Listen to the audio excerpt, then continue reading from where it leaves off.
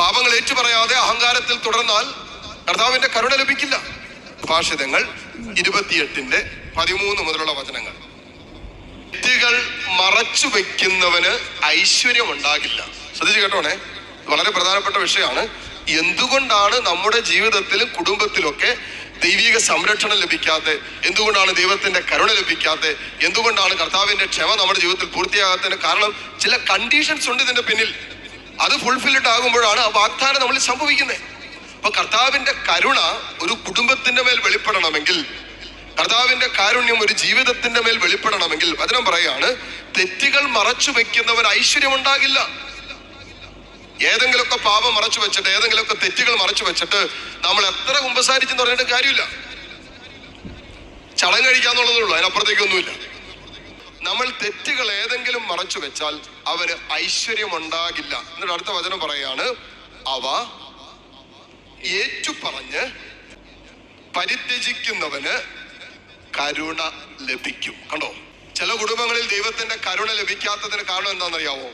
ചില കുടുംബങ്ങളിൽ മാതാപിതാക്കളായിട്ടും കുടുംബമായിട്ടും മക്കളായിട്ടും ഇന്നോളം ചെയ്തിട്ടുള്ള ചില പാപങ്ങൾ ഇന്ന് വരെ കർത്താവിന്റെ മുമ്പിൽ ഒന്ന് എളിമപ്പെട്ടിട്ട് തെറ്റുപറ്റിപ്പോയി, ദൈവമേ ഞങ്ങളുടെ കുടുംബത്തിന് തെറ്റുപറ്റിപ്പോയി, മാതാപിതാക്കൾക്ക് തെറ്റുപറ്റിപ്പോയി, അറിവില്ലായ്മ കൊണ്ട് അഹങ്കാരം കൊണ്ട് ഒക്കെ തെറ്റുപറ്റിപ്പോയി എന്ന് പറയാനുള്ള എളിമയില്ലാത്തത് കൊണ്ട് കരുണ ലഭിക്കാതെ പാപത്തിന്റെ അനർത്ഥങ്ങളിൽ ഇന്നും തുറന്നുകൊണ്ടിരിക്കുന്ന ജീവിതങ്ങളുണ്ട്.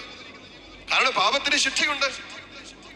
എല്ലാ പാപവും ശിക്ഷിക്കപ്പെടുമെന്നാണ് വചനം പറയുന്നത്.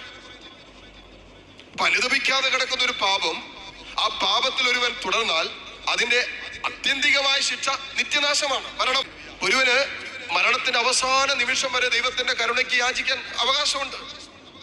ആണല്ലോ കർത്താവിന്റെ വലതുവശത്ത് കിടന്ന കള്ളൻ, അവനും മരിക്കാൻ പോവാ.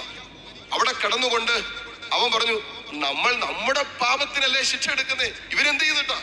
അവൻ തന്റെ പാപത്തെ ഓർത്ത് അനുദപിച്ചിട്ട് കർത്താവിനോട് പറഞ്ഞു, കർത്താവേ നീ സ്വർഗരാജ്യത്തിലായിരിക്കുമ്പോ എന്നെ കൂടി ഓർക്കണമേ.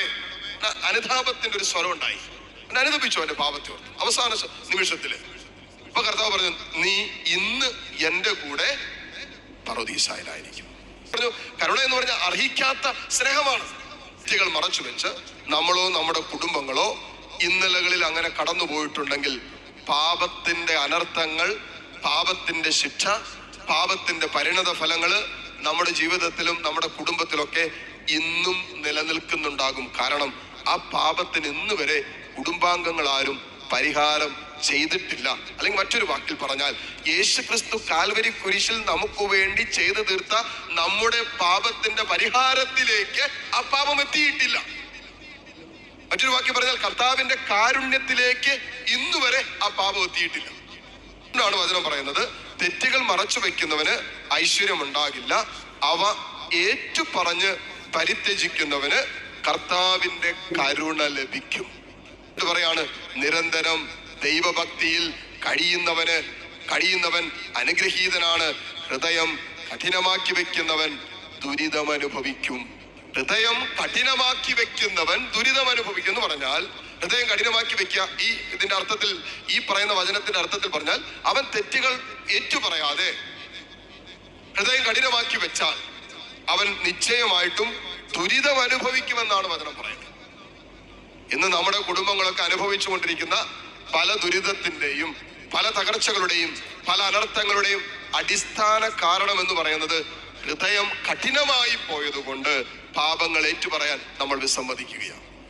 ഹൃദയം കഠിനമായതുകൊണ്ട് എനിക്ക് അപ്പനെ വേദനിപ്പിക്കുന്നതിനും കുഴപ്പമില്ല, അമ്മയെ വേദനിപ്പിക്കുന്നതിനും കുഴപ്പമില്ല, ജീവിത പങ്കാളിയെ തല്ലുന്നതിനും കുഴപ്പമില്ല, മക്കൾക്ക് ദുർമാതൃക കൊടുക്കുന്നതിനും കുഴപ്പമില്ല, വീട്ടിലിരുന്ന് മദ്യപിക്കുന്നതിനും കുഴപ്പമില്ല, വഴി കിടക്കുന്നതിനും കുഴപ്പമില്ല. ഇതൊന്നും ഒരു വിഷയമല്ല. ഹൃദയം കഠിനമായി പോകുമ്പോൾ വചനം പറയുന്നതിനാണെന്നറിയോ, ഒരുവന്റെ കണ്ണുകൾ മൂടപ്പെടുന്നു, കാതുകൾ അടഞ്ഞു പോകുന്നു. അതുകൊണ്ട് അപ്പൊ എന്ത് ചെയ്യും? ആര് പറഞ്ഞാലും പിന്നെ കേൾക്കേല, പിന്നെ ഒന്നും കാണാൻ പറ്റില്ല. ആത്മീയ നയനങ്ങൾ അടഞ്ഞു പോകും ഒരുവന്റെ ഹൃദയം കഠിനമായി പോകും. ഒരുവന്റെ ഹൃദയം കഠിനമായി പോകുന്നത് ഒരുവൻ അനുദപിക്കാതെ പാപത്തിൽ തുടരുമ്പോൾ മാത്രമാണ്.